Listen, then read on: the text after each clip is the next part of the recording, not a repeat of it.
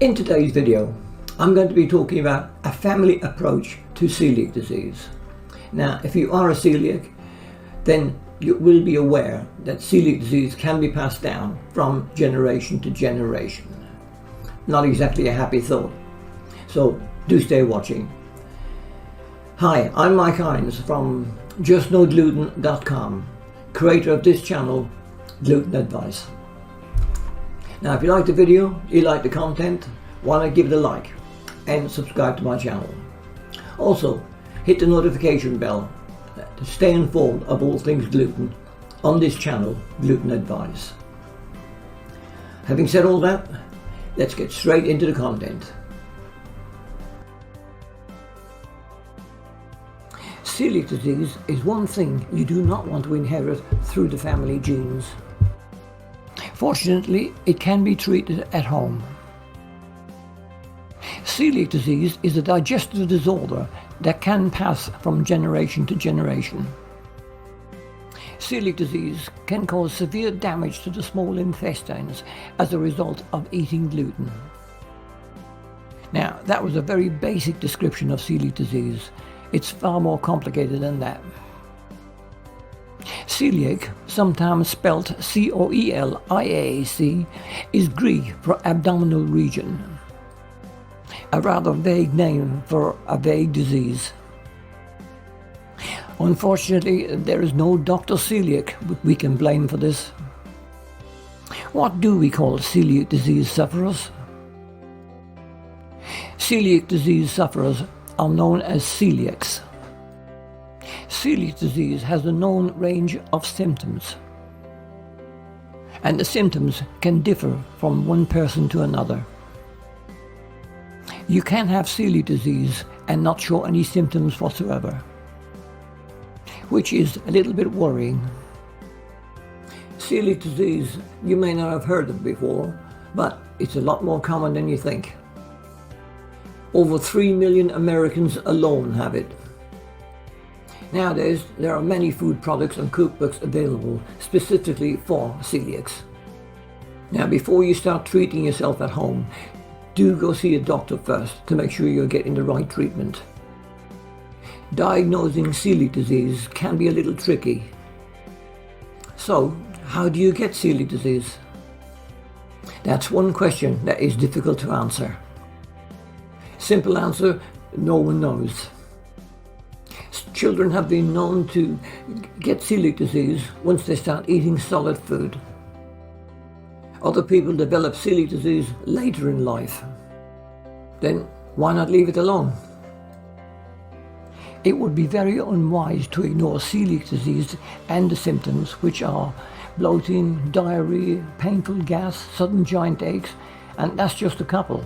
There's quite a few more. Celiac disease can be a killer if it's totally ignored. Your digestive system is totally disrupted, making the digestion of any food very difficult. If you can't digest your food, you're like a car without gas. You're not going to go anywhere. Your body will get ill, cannibalizing the bones and muscles in order to get the nutrition your body needs. The body's immune system doesn't have any energy left to sustain itself, and it just packs up. Though the symptoms are painful, they can be managed, and it's not the end of the world, is it? In fact, your home is probably the best place to start addressing celiac disease. A good place to start is to learn everything you can about the disease and how it will affect your life and your family's life. By educating yourself about the disease, you will be in a better position to offer support and guidance to your children. This is a little quote I read in an article a little while ago. A family that eats together heals together. It's a little bit corny, but apparently it does work. A family will need to look at their eating habits. You will need to take note of what food to buy, grow, and prepare. It is not just about purchasing gluten-free food. You also have to ensure that you are getting all the vitamins and nutrients from other foods. One piece of advice I would give, and that is the family should seek help from a dietitian or a doctor for information on gluten-free foods. The dietitian will help you to understand and read labels on foods. This is something I've mentioned in all my videos. Always, but always read the labels on any food and drink you are contemplating on purchasing. For example, hydrolyzed vegetable protein may have wheat in it. Getting familiar with gluten-free foods may be a bit difficult at first, but with all the family joining in, it will get easier. It's not just knowing about what to eat, but also what to avoid. Eating plenty of fruit and vegetables is encouraged, as this reduces stress on the digestive system. By monitoring the food you prepare and the food you buy, the family can also use this as an opportunity to keep an eye on the diet and make sure it is a balanced diet. Now, this situation can be problematic when family members have to eat outside the home.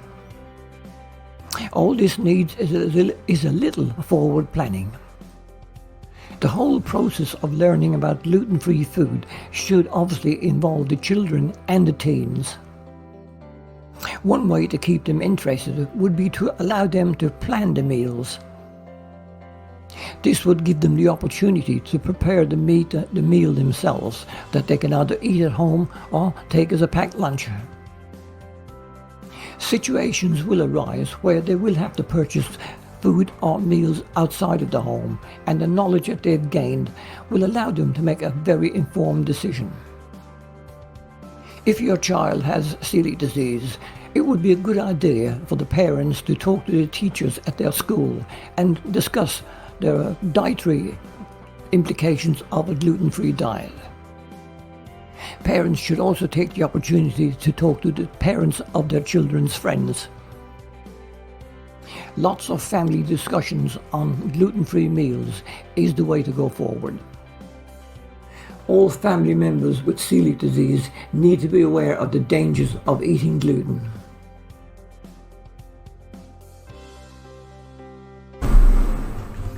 Hello, I'm Mike Hines from JustKnowGluten.com, creator of this channel, Gluten Advice. Now, I do hope you enjoyed today's video and you found it interesting and informative. If so, why not give it a like and subscribe to my channel. Thank you for watching, and I shall see you in my next video. Bye bye for now.